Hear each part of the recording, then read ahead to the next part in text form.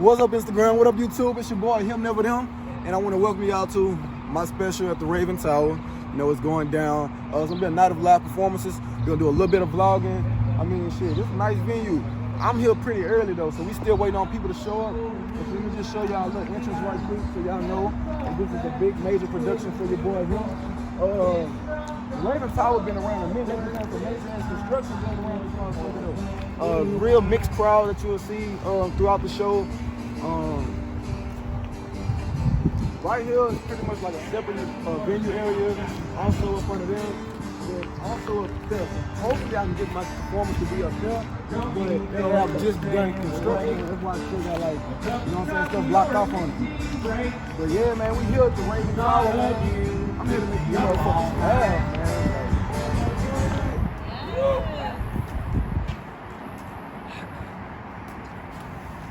How y'all doing tonight?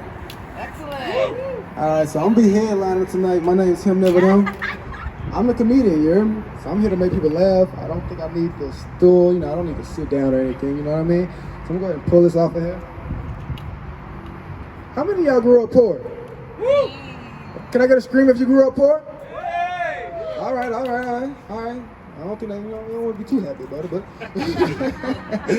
but I grew up poor too, you know what I mean? So I remember the first time growing up poor that I found out there was a such thing called name brand cereal. How many of y'all grew up on Cocoa Nuggets? What about Frankenberries? All right. The shit had on the side of it Salto something. I don't know the name of the company, but they made some shit with salt in it. The first time that I found out about what was brand name cereal, I had this one friend, I don't know why his mom sent him to a hood school, but he ended up going to a hood school and he ran into me, you know what I mean? So we was real good friends. I made sure, you know, nobody picked on him for being the rich kid in the school. I made sure that everybody knew who the fuck we were. I was the poor kid, he was the rich kid. Let's laugh about that. I went to his house and I look at the top of the refrigerator and I see he has this bag of Fruity Pebbles. Fruity Pebbles? Now I look at this box and it says Frosted Flakes. Shocked the shit out of me. What the fuck is this? Like, what the fuck is this? Growing up poor, you don't realize you're poor because everyone around you is poor. You know what I mean? So it's just like, for example, you go 2 weeks. I don't know how about y'all. I don't know how it affected y'all growing up poor, but I know growing up the last 2 weeks of the month is usually the roughest. If you can make the last 2 weeks of the month, you're motherfucking stronger than Mike Tyson. You know what I mean? Because when you get out that fucking 2 weeks threshold, your ass is gonna feel like you was a slave for those 2 weeks. I'm talking about we was in that bitch making bologna sandwiches, and bologna sandwiches. You know what I mean? That kind of shit. So when the first of the month came around, or the 15th, or the 30th, depends on, you know, when you enroll, you know, deal with those bullshit ass food stamp people. Depends on which day you'll get your food stamps. My grandma, she did her best. You know, I'm proud to have a grandmother who did her best, tried her best to raise me. But she fucked me up. Let me tell you how she fucked me up. I'm still a cheapskate because of her. I go to the gas station, I refuse to put more than $10 in my tank. Why? Because I don't even get fucking food stamps. If you struggle with food stamps, how the fuck you expect me to make it without food stamps? You know what I mean?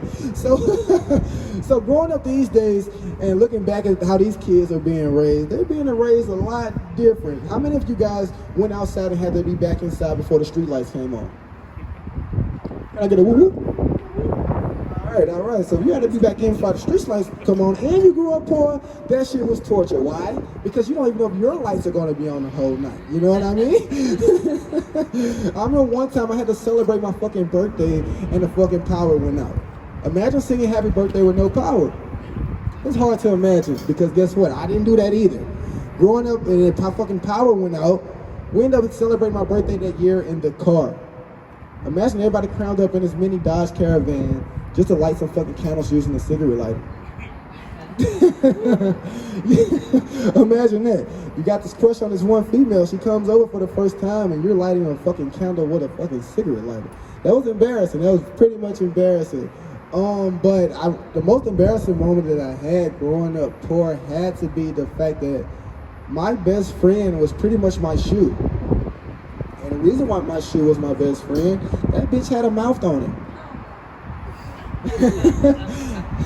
How many of y'all went to school with your shoes talking to you? The bitch had a bottom lip and a top lip. All you had to do was just touch the bottom a little bit and shake it. That's how poor I was. My best friend was my shoe for about, still is my best friend. I just don't have him on today. With me being a comedian, I guess, I'm slowly getting myself out of that broke hole, but hey, the only reason I'm out of the broke hole is because I avoided the IRS this year. When motherfuckers find out that I owe them motherfuckers might look at my bank account and be like, hey, so what are you gonna do? You gonna get a second job? Or what the fuck you gonna do? You owe us like $2,000. You gotta pay that shit off. And it's crazy that when you're broke, you deal with those kind of problems. As long as you got money, I don't think you deal with those kind of problems. And when I say that very, very, very humbly. Because the IRS will find a way to get you. How many of you guys remember the story of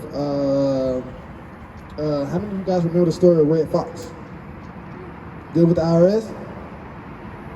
Yeah, the guy, he was a great comedian. Shout out to Red Fox, man. Can I get a round of applause for Red Fox? Red Fox, who know Red Fox? All right, cool. Don't clap too loud, the IRS might be listening to me. But I do want to thank y'all for coming out tonight. I'm glad I was able to make y'all laugh. This video will be going on YouTube, the few artists that I have recorded. I will be back at the Raven Tower soon, right? I'll be back soon. These slight jokes, this is pretty much straight from the dome, shall I say. So I'm glad y'all came out. Again, I'm him, never them on all platforms, whether it's Twitter, Snapchat, MySpace, Pornhub, and even YouTube. Again, bringing up to the stage, it's the next act. I'm glad y'all are out here. Follow me on IG, y'all.